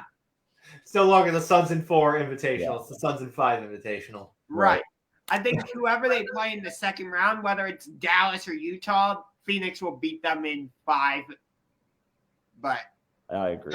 I don't think Dallas or Utah is anything special, so that's I'm kind of with you there. Yeah, like if you want to give them a game because it's the next round, sure, but like I don't think Dallas or Utah is particularly anything. Dallas can't keep Luka on the court either, and without him, they're just lost. So yeah, I mean Jalen Brunson went off for 41 in Game 2, which allowed the Mavericks to win, but. I mean, like repeatability percentage on that's like less than 2%. So. Exactly. Pretty much. But here's the other thing. Actually, looking at Utah for a second, if the Jazz fail to win this first round series, they have to blow it up, right? Maybe not. I would think so, because they've had multiple opportunities to do something. Like last year, they were the number 1 seed in the West, and they lost to the Clippers. In the bubble, I know the bubble was different circumstances, but still, in that series, they had a 3-1 lead against the Denver Nuggets, and they lost. They've had countless other playoff series where they should have won, and they didn't. So here's what I'll say to you. Blowing it up, no. Retooling, yes. They need to retool because pop quiz time. Who's their power forward? Starting power forward. Oh, I know. I don't know. Royce O'Neal. Yeah, it's Royce O'Neal. Have you heard of Royce O'Neal before today, Brian? No. Yeah, my What point is that. Donovan Mitchell? Yeah. Yeah. So it's like I can't recognize like half of the guys that are not their starting lineup outside of like Jordan Clarkson or the late career Rudy Gay and Hassan Whiteside. But like their starting point guard is Mike Conley. Like they're not going anywhere with starting point guard Mike Conley. There's not much to blow up is the only thing that I had. You know what I mean? It's like they've been very successful, but in the regular season, they've been very successful, but that's what they've never been a threatening team to win the West. In my opinion, they've never really been a legitimate threat to win it. They need a new starting point guard. They need a new starting power forward. Yeah, is what they need for sure. My guess is they're either if they lose in this first round series, they're either going to trade Donovan Mitchell or Rudy Gobert. I don't think so. I think they'll still be there because there's no reason to trade them. There isn't one. Yeah, they're the best players on the team. So those two are not the reason why they're losing. It's right. everyone else that's not performing up to standards. Yeah. Improve upon Mike Conley. Improve upon Royce O'Neal. You got to have depth, and I mean, Jordan Clarkson's fine, but we all know what the Jordan Clarkson experience is. When he's on, he's on. But when he's off, he is off, and he is dreadful. Yeah. Okay? Yeah. He's a more extreme version of Colin Sexton. I've been saying this for years. He's not a guy you want going 40 minutes in the postseason. No. He's a guy you want to play 25 minutes a game in a 6-man role. Mm-hmm. And if he's off, you pull him from the court, and hopefully he is on when he goes back on the next time. Yeah, I agree. That's what he is. But, they need to add depth. They need to retool at the point guard and power forward. So I don't think blowing it up is really would make a whole lot of sense for them. And let me look at their salary cap situation, because that will tell us. The NBA salary cap is less fugazi. That one's a little more rigid. Which one? The NBA salary situation is a little more less fugazi is what I said. The NFL at times, but they have Gobert and Mitchell on long-term contracts, or between the two of them, they're going to be making like almost $80 million through 2026. Mm-hmm. So for some reason, for some ungodly reason, they're paying Mike Conley over $20 million a year for the next 2 years after this season's over. Jordan Clarkson's making a decent chunk of change, but he's a 6th man. That's fine. You got to pay good 6th men, and I think he can be a good 6th man. Mm-hmm. But it's this other cluster of bullshit they got on their roster. Just get rid of it. Why are we wasting time? It's also Utah. Like, it's hard to bring people to Utah. Like, nobody wants to go to Utah. You got to overpay for some guys, and other guys you have to trade for. Right. They're going to have to fill out their roster somehow, and it's not going to be with continuing to trot out Mike Conley. Yeah. Yeah, that's pretty much where the Jazz are at. I think that they've got a lot of building to do, more so than blowing it up and starting fresh. They just need to build upon what they've got and add some depth to the team. Okay. It's a retool. Like, think about how the Raptors were before they got Kawhi for that 1 year. They realized that the Kyle Lowry, DeMar DeRozan dynamic was not going to get them a championship. They had to make a change. Right. Yeah. I don't think the change for them is moving on from Mitchell or Gobert. I think it's giving them another competent player to play with. Yeah, you almost have to have at least three star players on your team in today's NBA to really compete. So it's more adding to those two guys than it would be, blowing it up. I don't think moving them would necessarily be the answer, because you're down one star player on a team that lacks any star players. So yeah, it's I got you. It's a situation where I think that they should build around Donovan Mitchell and give him a chance, because I think he's a really good player. So yeah. If you move on from those guys, you become the Sacramento Kings, and nobody wants to be Sacramento. Okay. Hey, if we were somehow able to get Donovan Mitchell here to pair him with Darius Garland and Evan Mobley and Jared Allen, I'm down for that. I mean, that doesn't really fit, though. That's the problem. Yeah. Okay, anyway. It What doesn't do you fit. guys think of Lisa's question? Who you have winning it all this year? I think the Warriors now are probably my favorite now. The Warriors or whoever wins the Boston-Brooklyn series. Which game 2 of that series happens tonight. I'm picking Boston to go up 2-0 in that series. You just hate Brooklyn. That's why I'm picking Brooklyn. Yeah, I think Brooklyn, Golden State, if Brooklyn gets through the Boston series, if Boston wins it somehow, I think that maybe Boston, Golden State would be the matchup. I think Milwaukee has a really good chance to repeat. Yeah, I can't count them out either, especially with Giannis being Giannis. He's playing freakazoid basketball as always. Yeah, freakazoid. I like that. But yeah, they're like the most complete team in the East, probably outside of, Brooklyn when they're all healthy. I'm going to also say Golden State, actually. Jordan Poole is playing amazing right now. Yeah, he's playing great. He's having a really, really good postseason. I just like what's been there already. When you got Steph and you've got Clay back and you've got, Tom, it's just like, it feels like that team was never really, like that dynasty was never really over. It just has been like, they just haven't all been together. And now that they're all together and playing well, it feels like, I don't know. I just feel like they can recapture that magic and go on like a really good postseason run here and like maybe lose 1 or 2 games en route to like going to the finals. Yeah. My dislike for the Warriors has gone down a lot since, our 4-year rivalry with them. Klay Thompson's actually my favorite player on that team. I just think he is such a complete player on the offensive end and on the defensive end. I was absolutely devastated when he suffered back-to-back injuries.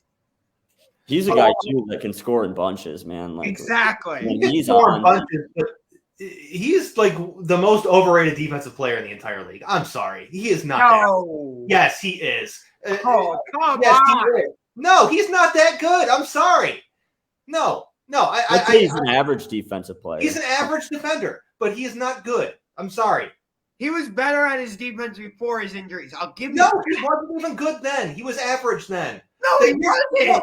He's good by comparison because nobody tries. He looks good. He's average. Everybody else just doesn't try. I'm sorry. I am not going to let this happen. There was so little defense played by those teams that won. I will die on this hill that Klay Thompson is not a good NBA defender. Okay, he's good by comparison, but in reality, he's average. Dang. All right.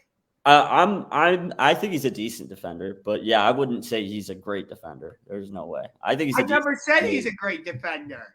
Didn't you just say he's just a super? What did you say? I said he's a good all-around player. Which would imply that he's good defensively, all around. There's only 2 parts of it: offense, defense. He's good all around. He's good defensively. I never said he was great. Okay. I'm not even saying he's good. I'm sorry. Like, you're crazy. No, he's not. He's completely. He's overrated as a defender. I think he's a decent defender at his position, but he's overrated. But when we watch James Harden just give up on defense on every play, and LeBron nail it in on defense, like he's gonna look good by comparison. Okay, he at least tries on defense. I give him that. Kudos for trying, but he's not doing anything. Like, you want to go watch a good defender play defense who played a similar position to him? Go watch Ron Artest. Okay. He played a similar position to Klay Thompson, and he was a hell of a defender. Yeah. Wait, don't you mean Meta World Peace? Whatever the hell he calls himself these days. But at the time, Ron Artest, when he won the Defensive Player of the Year, he was Ron Artest. Mm-hmm. Speaking of Defensive Player of the Year, what did you think of Marcus Smart winning it this year? He won the Defensive Player of the Year? Yes. That's how tied in I am to Defensive Player of the Year now. Whatever. I think that he's getting a little bit more of the benefit of the doubt just because of his position. Being such a good defender at that position makes him kind of unique.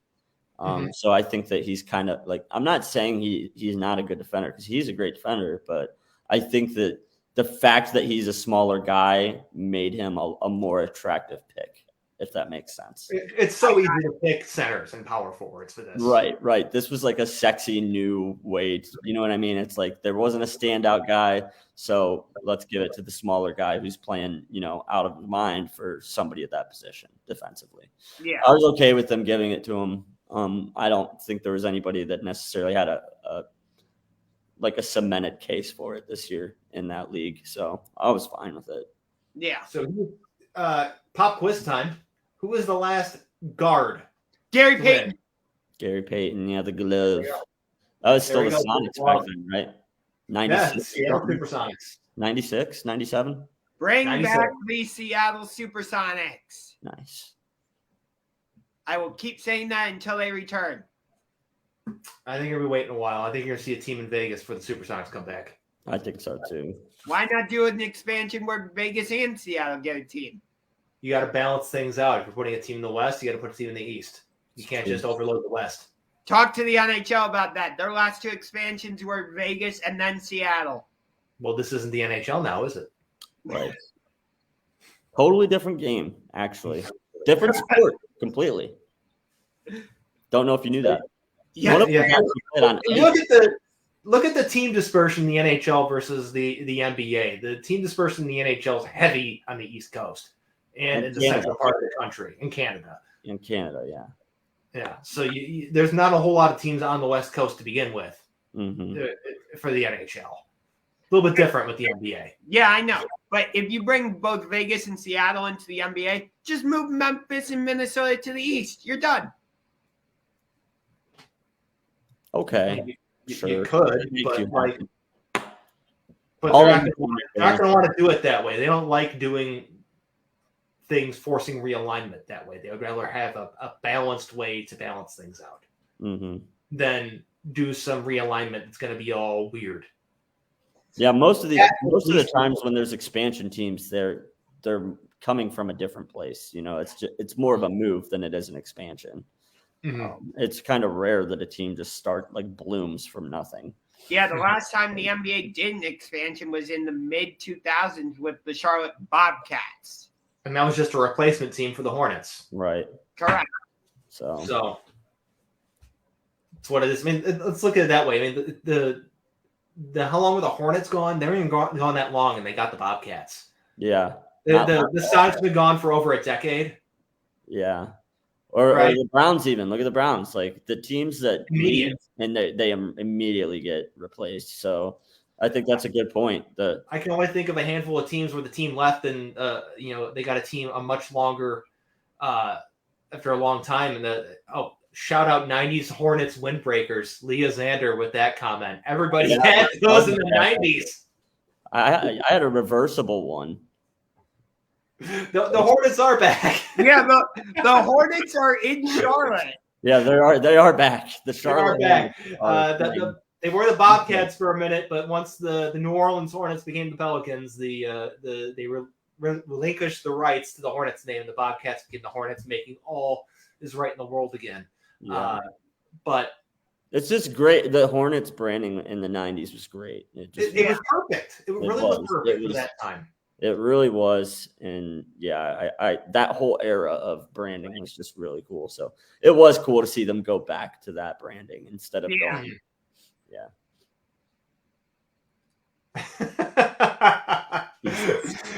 I need another windbreakers. You might be able to go to like a vintage shop and find one from the 90s. Goodwill. Yeah, you might be able to get a reversible starter jacket from Goodwill. Salvation Army, maybe. I'm seriously, go to one of those vintage shops. They're all over the place. They have vintage sports stuff. They have vintage just stuff from the 90s too. There's one over in this is a vintage place over in Lakewood over by Angelo's Pizza that I pass by. And every time they're closed, I'm like, I want to come by when they're open and go there once and just kind of look around. Yeah. I'm a sucker for old sports stuff like that. Yeah, me too. Oh, I think Lisa was saying this about me earlier. He's been hanging with Madden. Joe Madden. But anyways, how the hell did we end up on the Hornets? Oh no! Here we are, though. Oh, expansion teams. You brought up the Sonics. The thing I was going to say was there's been teams that have, or cities have gone a long time that have not gotten a team back, and they actually eventually did. Look at Baltimore. They lost the Colts. They got the Ravens 13 years later. Right. Yeah. You look at St. Louis football. The Cardinals left. They got the Rams. You look at LA. The Rams and Raiders both left, and they got the Rams and Chargers this time. Yeah. So it usually doesn't take long if a team's going to go back to a city. So I agree with them there. I wouldn't hold your breath. That's where I'm at with it. I know, but I'm not stopping. I mean, I would love to see the Sonics back too. Okay, really cool branding, really cool team uniforms and stuff. But I feel like if it was going to happen, it was going to happen already. Yeah, I don't know. I'm a Cavs fan. I just don't care. I don't care if Seattle is a team or not. Sorry, Seattle. I don't have anything against them. I like the Supersonics. I like the branding. I like playing with them and NBA courtside and NBA Jam and stuff. But it's Seattle. What do I give a shit if they have a team? I mean, playing with Gary Payton and skinny Sean Kemp. Yeah, I've never been to Seattle. I've never even been west of the Mississippi. So, yeah. This is the NBA fan part of myself coming out. I mean, you look at the way things have gone out with the whole arena thing in Seattle. Part of the reason why the Sonics left in the first place because they couldn't get a new arena. Yeah, Seattle's counter proposal was, we'll help you refurbish Key Arena and redo it. They were like, no, we want a new one. And so that's why they left. Right. And the answer for the Seattle Kraken NHL franchise is we redid Key Arena. Yeah. So if they're not getting new arenas, they're just trying to make Key Arena still be a thing. Mm-hmm. Or whatever the hell they call it now. Climate Pledge Arena. Whatever. It's still Key Arena to me. Because I don't know what the hell it was until just this exact moment. But no, Climate Pledge Arena now, it's not a viable market if that's the way they're going about things. You know what I mean? So it's a similar situation down to we talked about earlier. Similar situation down to Oakland with the A's and Tampa with the Rays. Yeah, I might be the only one here that feels this way, but I'm done expanding teams in all of the major leagues. I'm done. I don't want more teams in any of them. Well, unless it's Cleveland. For you. I know it's happening. It's going to happen, but it waters down the play and competition so much. And the more teams you have, the more teams that they add to the playoffs, and then it's just 30 teams is a lot of teams. And once you get to 32, and then you're talking 34, it's what are the 30 through 34 teams in the league going to be like? And not only that, but how much talent are you taking away in depth from the top of the league too? Because you've got more teams, you need more players. There's only so many elite talented players in this country. I don't know. I just I think that there's enough. I don't think that any league needs more teams. I mean, it's coming to baseball, whether you like it or not. I know. It's just I can't be alone in feeling that way. I mean, once they resolve whatever's going to be happening with Oakland and Tampa and whether they stay or go, which seems like probably both are going to go, in my opinion. Then you'll see expansion teams. And I mean, this is what happens, though. We were talking earlier about the Oakland Athletics having 3,000 people there. I mean, the Guardians are on right now. There's a handful of people in the crowd. It's the more you're going to add 2 more teams, and it's just going to get even worse. The disparity between the good teams that have big fan bases and the ones that don't is just going to get even bigger. So I'm just the expansion talk. I don't want to see it anymore. Yeah, so. I get that. When I'm not all for expansion, going to 40 teams or whatever. That's way too much. So I'm not going to say every major city deserves a team or whatever. I'm not going to go that far. Yeah. I think 32 is the absolute most in any league, period. If you talk about going beyond 32, it's just what are you doing? Unless you're going to add relegation and promotion, and that's the way to go about it. Then okay. Then I'm okay with it, But try telling a team that's in the bottom of Major League Baseball right now that they're going to be relegated to AAA and the amount of money that the ownership will lose when that happens. It's never going to, you know what I mean? Relegation and promotion will never happen in America. No. So, it's a viable option. It's something that I think would work and be cool, but it's just not going to happen. I mean, the owners never go for it. That's what I mean. So it's Exactly. it's just going to be more teams, more playoff teams, worse competition. I don't know. I just think that these are very watered down. The product of like when you watch the worst basketball teams, like take a couple of the bottom feeders from the NBA this year and put them on TV, like, and you watch that game. It's bad. It's not good basketball. No, it's not. You're going to have a lot more of that. Put a team in Nashville, put a team in Seattle. You're looking at teams being even thinner than they already are. So I just see a lot of negatives with expansion. I know it's about money and building cities and all that, but as a fan, I hate it. I understand your point of view.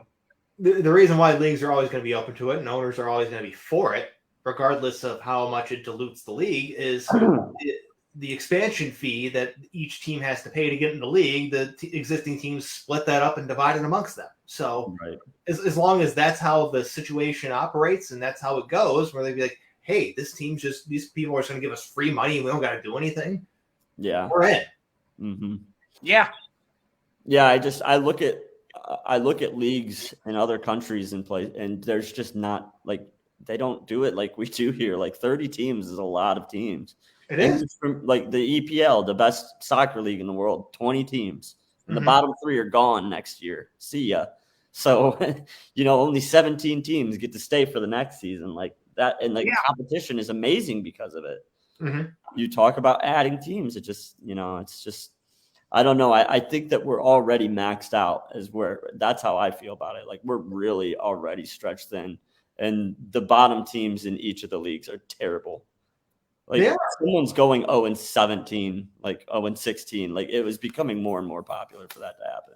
Well, it's the whole tanking thing, which is a huge which was a huge sticking point in negotiations for the MLB lockout, was tanking. I mean, they didn't do anything because teams are still tanking. Like the Orioles still stink. The Rangers, even though they spent money, they're terrible right now. Yeah. Right. Yeah, the Diamondbacks. You can't tell me they're trying to be good. You know what I mean? No. Exactly. They really traded away anybody who was good and did not re-sign anybody that was good. The Mets took 3 of their best players, and Chris Bassett, Mark Canha, and Starling Marte from last year.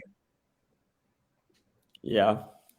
And Matt Chapman's in Toronto, Matt Olson's in Atlanta. Yeah.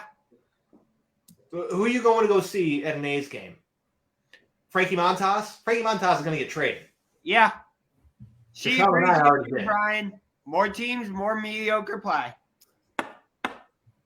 If there's not incentivized to winning besides money, then yes. I mean, that's why relegation would be great. If there's a way to have relegation, it would be the perfect solution here. It would be. But unfortunately, the way the league was structured at the beginning and the way that it's been ran for the past 100-something years, it's not really an option. Right.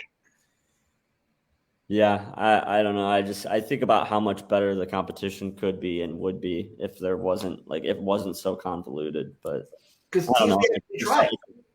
it's all about money, So it's about money. It's about maximizing the value of a player. It's about maximizing each dollar, especially for all this other stuff where you have teams that are like, we want to win, so we're spend money to win. Yeah, you know what I mean. So just the way that the entire sport over there is completely just put together and ran is worlds different. Totally. If you don't pay attention to it, you have no idea. Like they don't have a soccer draft. No. They don't trade players like that. They're trading literal dollars. You're buying players. You're loaning players to other transfer. people. Yeah, you loan players. You transfer. It's all different. Occasionally, you transfer a player for a player, but the dollar figure is the driving force behind it. Yep, 100%. Or even you've got a young guy that doesn't have a place in the lineup. You want him to get experience playing. Loan him out to another club for a while. Let him use his services for free. He gets better. Your team doesn't have to take somebody out of the lineup. If you're doing stuff like that, if you have then yeah. But in America, we don't have stuff like that. We don't do stuff like that. So how valuable would it have been to the Guardians in this example where there was no spot for Bobby Bradley and everybody was clamoring for Bobby Bradley. Loan him out to the Orioles for a year or two, let him go play and find out that he can't hit, so we didn't have to pretend that he's like an option for this team. Okay. Yeah. Exactly. He's eating up innings from other players on the team. Owen Miller, for example. I mean, Owen Miller's now, he's not playing now, but he's found himself in a prominent role. Let's look at a guy that's making his debut today, Gabriel Arias. Loan him out to a team to have him go play. And so he can get some experience. So when it's time for him to, let's say, move on from Ahmed Rosario, or it's time for somebody else, we can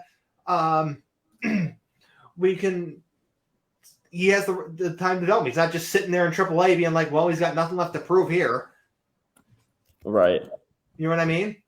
I love this. Cough, Baker, cough.